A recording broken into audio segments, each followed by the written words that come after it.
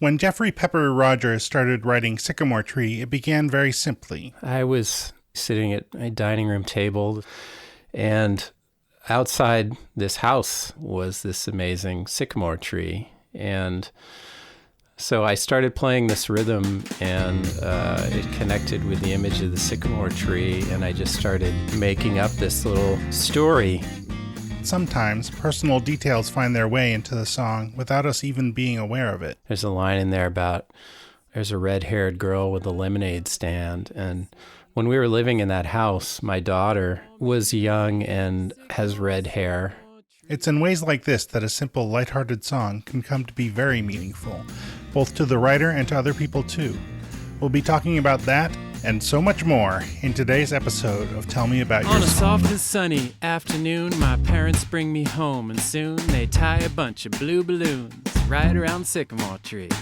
Right around Sycamore Tree. Hello, and welcome to Tell Me About Your Song, the podcast where I talk to musicians and songwriters about a song they've written. Today's guest is Jeffrey Pepper Rodgers, and the song he'll be talking about is named Sycamore Tree and is from his album Stop, Drop, and Roll. So where would you like to start with the song, Jeffrey? I was sitting at a dining room table. This was during a brief period of time when I lived in Indiana. And outside this house that I lived in was this amazing sycamore tree. So I started playing this rhythm, and it connected with the image of the sycamore tree, and I just started making up this little story. So it's an interesting choice to pick a song to really dig into like this. And this one came to mind because it's kind of an unusual song for me. I'm really a guitar player all my life, and have this background with Acoustic Guitar Magazine and surrounded by guitars all the time. But I also have this other side, really loving drums and percussion. And I've written some songs over the years, just starting with a drum part, then singing over it and building a song that way. And this is an example of a song that started like that and became one that's been really surprising and special song to me in a lot of ways. The furthest I ever got into really studying drums is I spent a good chunk of time in India over the years and actually studied tabla, North Indian drums, starting out in California when I used to live in the San Francisco area, and then I studied also in India. And for about 5 years I was playing tabla pretty seriously. But I've just always had this orientation toward percussion, and anybody who has ever lived with me probably has been driven crazy by the fact that I'm just forever playing some kind of a beat on whatever is nearby. I have these patterns going in my head, and I have kind of ways worked out to get a kick drum sound with the palm of my hand and drumming with my fingers. And I do it when I'm driving. I do it all the time. I just love different kinds of grooves on the guitar as well. But I also have wound up playing cajon and some other hand percussion instruments, sometimes on stage. Now I do it a little bit less when I play with my own band because I play with a fantastic drummer who takes those parts. On a soft and sunny afternoon, my parents bring me home, and soon they tie a bunch of blue balloons right around Sycamore Tree. Right around Sycamore Tree. The grass tickles on my feet when I'm rocking in my bouncy seat. Summer breezes smell so sweet, blown by the sycamore tree.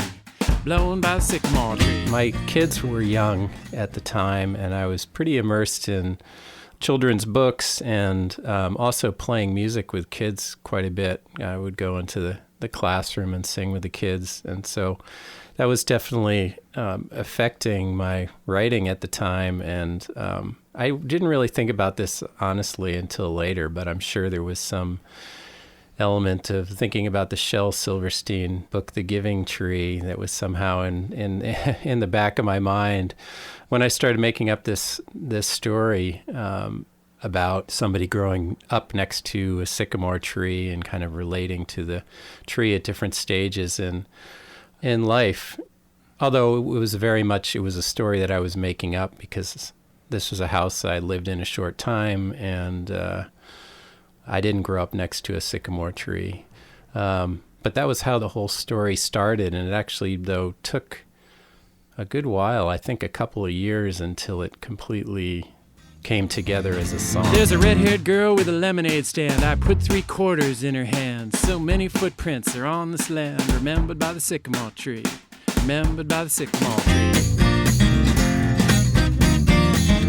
Well, I sip the juice and the memories. My little boy is on his knees, stuffing pockets full of fuzzy seeds. There are little things that are just meaningful to me. There's a line in there about there's a red-haired girl with a lemonade stand. And when we were living in that house, my daughter was young and has red hair, kind of strawberry blonde hair. And she was, at that age, kind of obsessed with having lemonade stands. And so was always begging to do that, even though hardly anybody came down our street, and it never worked out very well for her. But so whenever I sing that line, for instance, you know, I'm kind of just brought right back to that bit of family history.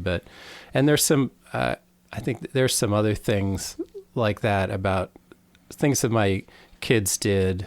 Some of the images about the boy picking up the seeds and whatnot are really drawn from observing my own son. I moved to the city, and then in time, my parents longed for more sunshine. I hate to see that for sale sign on the corner by the sycamore tree. My parents lived in the same house since before I was born, up until, they lived in the house for 40 years, and they were getting ready to sell the house and move, and which was something that I had a really hard time with at the time, and it was just because I wanted to have that experience of still being able to go back to this house that I grew up in. So I guess without realizing it, I was writing something that was much more personal than I intended. Felt like I was making it up, but I think that this is something that happens in writing sometimes is you can let your guard down a little bit when you're writing something that you think is not about you, and then it turns out to be really more about you than you realized. So there's a lot of biographical kinds of things that work their way into the song. And part of it too is where I was living at the time in Indiana. Was in a town where most people had grown up there. They had huge numbers of family members around. I had moved around. I'd grown up on the East Coast, lived in California a long time, moved around. I sort of felt a little rootless. And so I was really thinking about a lot of those things, and they kind of made their way into that song in some way, but not according to any plan that I had. It just kind of came that way by developing this story. Have you gone back and looked at the house since it's been sold? I have mostly stayed away. Yeah. And the main reason for that is that the people who bought it changed it so dramatically that they practically tore the whole thing down and started over. And that was wrenching for me. I couldn't, it's made me not want to kind of go and look at it in the same way. And so not so much. Yeah. So I have this more perfect kind of vision of it in my mind that in some ways I don't want to tamper with it by seeing what it really looks like now, which is just different. Sycamore, sycamore, sycamore tree, forever in my memory. Someone planted you there for me. Sycamore, sycamore tree, sycamore, sycamore tree. When I first started writing it, because it wasn't my story, I just naturally started writing it in third person, kind of like I was making up a short story. And I created all these little images of a child with the tree and growing up and changing. And that was kind of as far as it went. And eventually, actually, after I had moved away from that house and was living in Syracuse, New York area, where I am now, that I shared this in a songwriting group, and a friend of mine suggested the kind of carrying the story forward a little bit more, and felt like it was incomplete. And so I worked on it more, and eventually I did something, and this is in a forgotten now draft of the song, but where I wound up switching from third person to first person for this final section of the song, which was coming back as an adult to visit the tree, to visit the place where this boy had grown up. And somewhere along the line, I recognized that if I just adopted first person from the beginning, that the whole thing just came into focus in a whole different way. And it wasn't my first thought or my first instinct, because it wasn't my story, and I guess I'm not as inclined to write first person stories that are fiction. Mm-hmm. But when I did that, the song just really all came together, and then it completely became a full circle kind of a story where the narrator comes back to the tree with his own kids, and then it just became a much more satisfying story. But as you say, yes, it's a much more, it doesn't end as sadly as The Giving Tree does with that poor stump and everything. It's a different kind of a story for sure. Each seed is a promise that if you try, if your roots dig deep and your trunk stands high, your leaves will stretch and taste the sky, growing like a sycamore tree, growing like a sycamore tree, growing like a sycamore, like sycamore, sycamore tree, sycamore, sycamore tree, sycamore, sycamore tree, sycamore, sycamore tree, sycamore, sycamore tree. The song ends with kind of a moral. Yeah, I think I was just kind of aware the story. I teach writing, creative nonfiction writing and songwriting classes, and I'm always talking about, I'm a real believer in, rather than making a grand design for what you're writing, to sort of follow the energy and direction of the story as it's unfolding. And then often you can get to places that surprise yourself. So I guess it just somehow pointed in that direction at the end. And I got to say, that last part, when I sing that, I still feel a little choked up when I sing that. I don't know what that is. I can't explain it, but there is just something very emotional about the whole thing. I actually had a fan of my music once bring me a little cutting of sycamore that she had gotten from a farmer's market or something that I actually have in my kitchen. A lot of people have just responded in a very personal way to this, I think, because people have had very similar probably experiences with places that they grew up in and loved and connected with and moved from and want to reconnect with, and that kind of thing. Kind of universal experiences, I think. Learned a lot about writing through this song, especially on this whole point of when you're writing, are you writing your own life or are you making up a story? Mm-hmm. I've come to believe, we haven't really talked about this, but, I spend a lot of my life interviewing artists for Acoustic Guitar Magazine and sometimes for NPR, for All Things Considered. And I've heard this from a lot of great songwriters at this point about how it really doesn't matter in the end whether it's your own autobiography, whether it's something you made up, whether it's a story you heard from somebody else. A lot of songs are really a mixture of all those things. And, the bottom line is just whether it's a good story, whether it's a story that people can relate to, whether they can kind of bring their own experiences into it. Have you ever performed the song solo? Yeah, sometimes with a cajon, one of those wooden boxes that you sit on, and put a tambourine over my foot, and I actually just did that recently at a show, and it's really fun to do that way.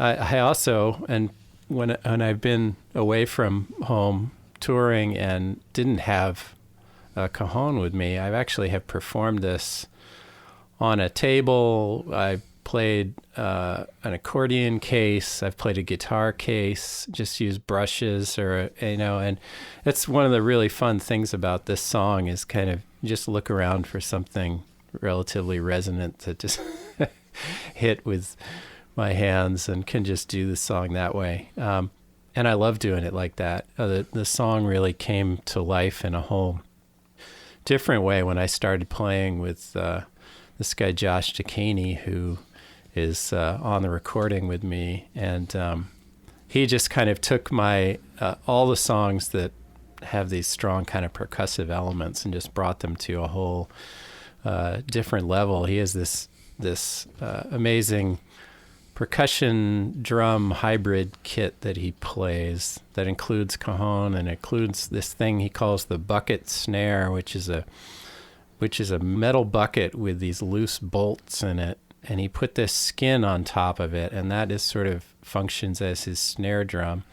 It just took off in a whole different way, and so on the what you hear on the recording is just really me and him doing this with guitar and drums and vocal, and then my friend sang, Tim Burns sang harmony, and I added a bass part after, but other than that, it was all just straight live, just the two of us. That whole CD is really, was almost all just done kind of live in the studio, guitar and percussion, which is a way that's really fun to do. And so now it can be a solo song, it can be a duo song, full band with bass and everything. I in general just love that about songs, how they can kind of have these different incarnations depending on who I'm playing with. It's got multiple lives.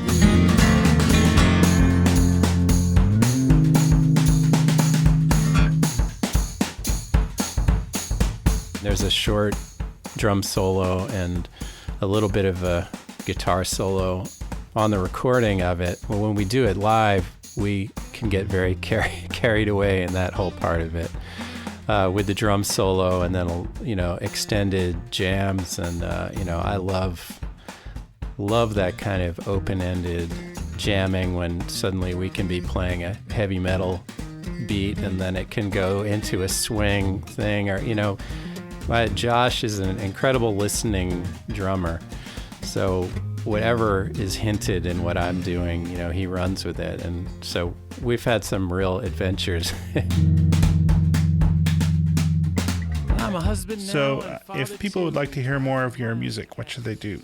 Go to my website, which is jeffreypepperrodgers.com, JEFFREYPEPPER, and Rodgers is RODGERS.com. Also find my music page on Facebook, which is also Jeffrey Pepper Rodgers. The music is up on Bandcamp and iTunes and all those places. There's a few live videos of this that are up on YouTube as well. But my website is really the central place to find any of that. And you also mentioned your book. Is there a preferred way for people to get that? Yeah, my book, The Complete Singer-Songwriter, that I wrote, which just came out in its second edition. And I wrote a little bit about this song.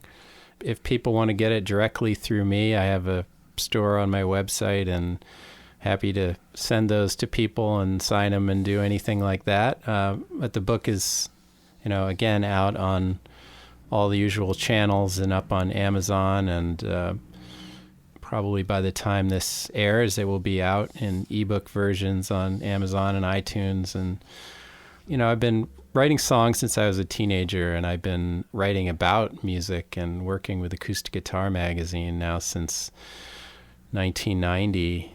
So I put all that experience into things that I've learned, things that amazing songwriters have told me, all kind of fed into what became this book, The Complete Singer-Songwriter. So it's been really a satisfying book to share with people.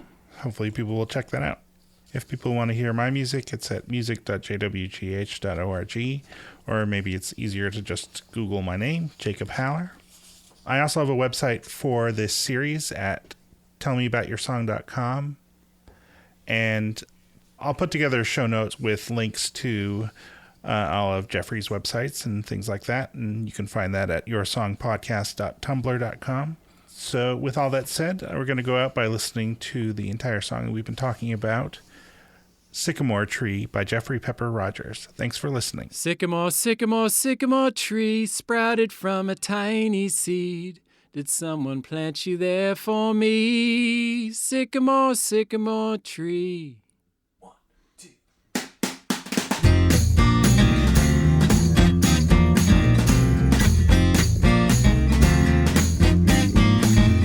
On a soft and sunny afternoon, my parents bring me home, and soon they tie a bunch of blue balloons right around Sycamore tree, right around Sycamore tree. The grass tickles on my feet when I'm rocking in my bouncy seat. Summer breezes smell so sweet, blown by the sycamore tree, blown by the sycamore tree. I stand right up and fall back down and search for treasures on the ground, like the fuzzy seeds lying all around underneath the sycamore tree. We roll a snowman up so big, and on his head we make a wig with a pile of knobby little twigs falling from the sycamore tree. Sycamore, sycamore, sycamore tree, sheltering a family. Did someone plant you there for me? Sycamore, sycamore tree. Sycamore, sycamore tree.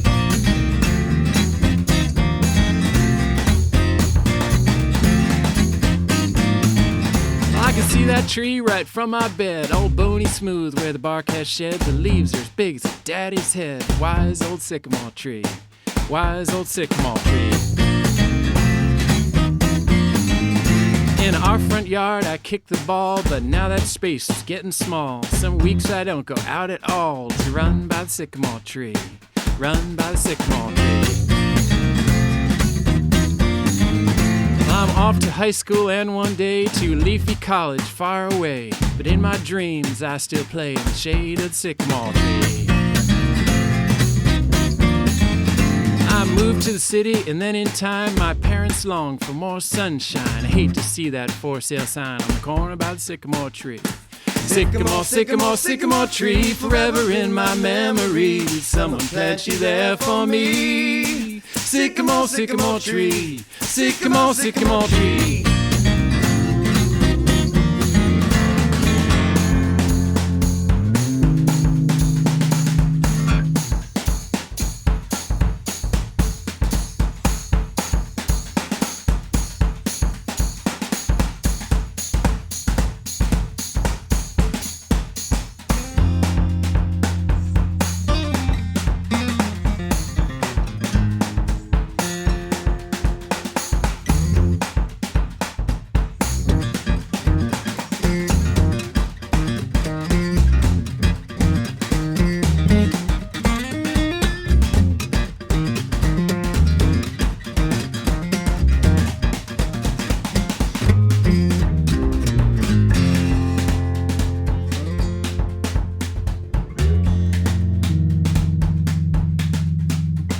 I'm a husband now and a father too, and we drive for miles to catch a view of the shady place of where I grew, loving that sycamore tree, loving that sycamore tree.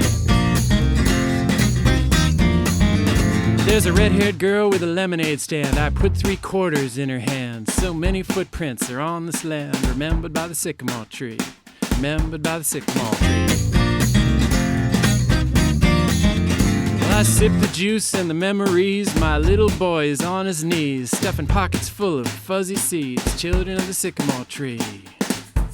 Each seed is a promise that if you try, if your roots dig deep and your trunk stands high, your leaves will stretch and taste the sky, growing like a sycamore tree, growing like a sycamore tree, growing like a sycamore, like sycamore, sycamore tree, sycamore, sycamore tree, sycamore, sycamore tree, sycamore, sycamore tree, sycamore, sycamore tree.